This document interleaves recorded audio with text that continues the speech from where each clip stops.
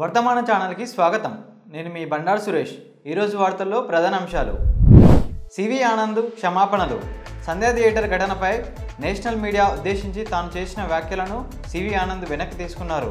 సంధ్యా theatre ఘటనపై జరిగిన media ప్రశ్నలు అడిగినప్పుడు తాను సాహసాన్ని కోల్పోయినట్లు తెలిపారు. 6,000 కోట్ల అవసరం.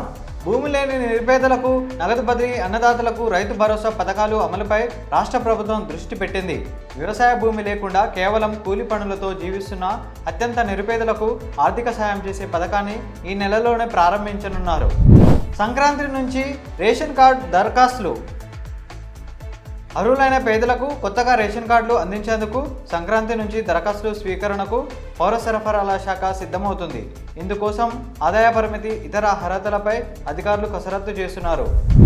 వచ్చే నెలలో దావోస్కు సీఎం.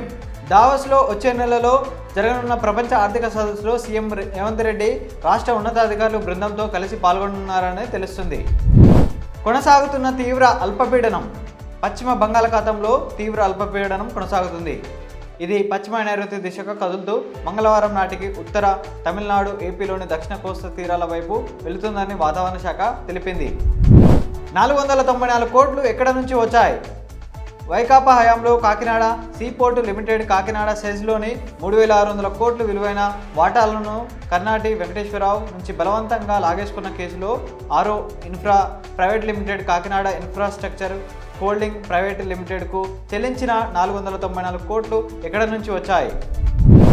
అతి భద్రత అక్కర్లేదు. జగన్మోహన్ రెడ్డి ముఖ్యమంత్రిగా ఉండగా తాడేపల్లి ప్యాలెస్ చుట్టూ అడుగడుగున చెక్పోస్టులు, దారి పొడవున బారికేడ్లు, అటువైపు సామాన్య ప్రజలు రాకపోకలపై పూర్తి నిషేధం, ప్రత్యేక ఆపరేషన్లలో పనిచేసే ఆక్టోపస్ బృందాలతో 24 గంటలు సెక్యూరిటీ. అల్లు అర్జున్ ఇంటిపై దాడి ఘటనలో 4 కొడంగల్ వాసులు. డీకే అరుణ. సినీ నటుడు అల్లు అర్జున్ ఇంటిపై దాడిని భాజపా ఎంపీ డీకే అరుణ ఖండించారు. దాడి ఘటనలో 4 కొడంగల్ వాసులు ఉన్నారని ఆమె ఆరోపించారు. ప్రజాస్వామ్యంలో భౌతిక దాడులకు తావులేదు. మంత్రి కొమ్మారెడ్డి.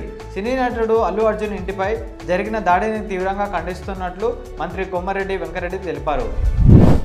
అల్లు అర్జున్ నివాసం వద్ద ఆందోళన కేసు. ఓయూజేఏసీ నేతలకు బెయిలు. సినీ నటుడు అల్లు అర్జున్ నివాసం వద్ద ఆందోళన కేసులో అరెస్ట్ అయిన ఓయూజేఏసీ నేతలకు బెయిల్ మంజూరు అయ్యింది.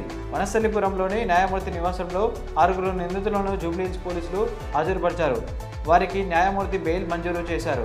ఒక్కొక్కరు 10,000 చొప్పున 2 పూచీకత్తులు సమర్పించాలని న్యాయమూర్తి ఆదేశించారు. ఇంతటితో ఈ వార్తలు సమాప్తం. మరిన్ని వార్తల కోసం మన ఛానల్ని సబ్స్క్రైబ్ చేసుకోండి. మీ అభిప్రాయాలను కామెంట్ రూపంలో తెలియజేయండి. Thank you.